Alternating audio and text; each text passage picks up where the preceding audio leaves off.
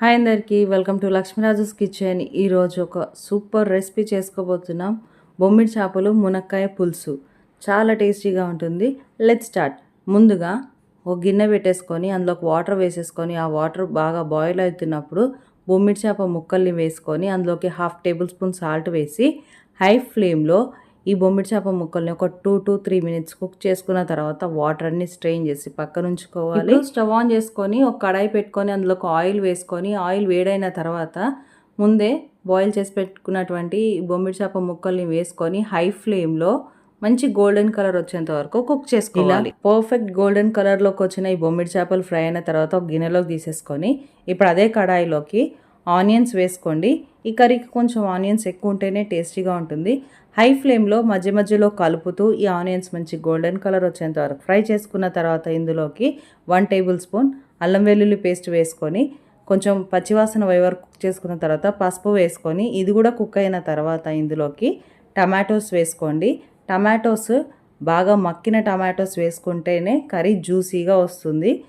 ఇది మాత్రం మర్చిపోకండి. అలాగే ఒక 1/2 టేబుల్ స్పూన్ సాల్ట్, కొంచెం మునక్కాయలు కూడా వేసేసుకొని మూత పెట్టేసి మీడియం ఫ్లేమ్లో మధ్య మధ్యలో కలుపుతూ కర్రీ ఇలా జ్యూసీగా అయ్యేంత వరకు, అంటే టమాటోస్ అన్నీ మగ్గేంత వరకు కూడా కుక్ చేసుకున్న తర్వాత ఇప్పుడు ఇందులోకి తగినంత కారం, సాల్ట్ వేసేసుకొని బాగా మిక్స్ చేసుకొని మళ్ళీ మూత పెట్టి ఈ కర్రీని కాసేపు కుక్ చేసుకోవాలి.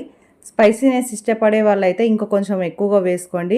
నార్మల్గా తినే వాళ్ళకి ఇది సరిపోతుంది.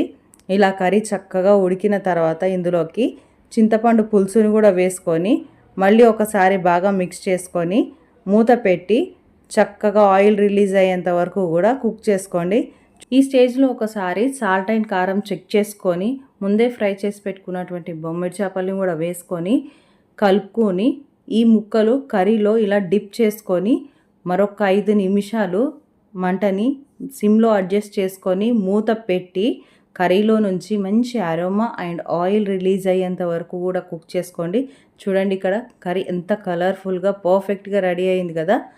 అంతేనండి, ఇంకా స్టవ్ ఆఫ్ చేసేసుకొని వేడివేడిగా సర్వ్ చేసుకోవడమే. నోరూరించే కమ్మని మునక్కాయ బొమ్మిడి చేపల పులుసు రెడీ.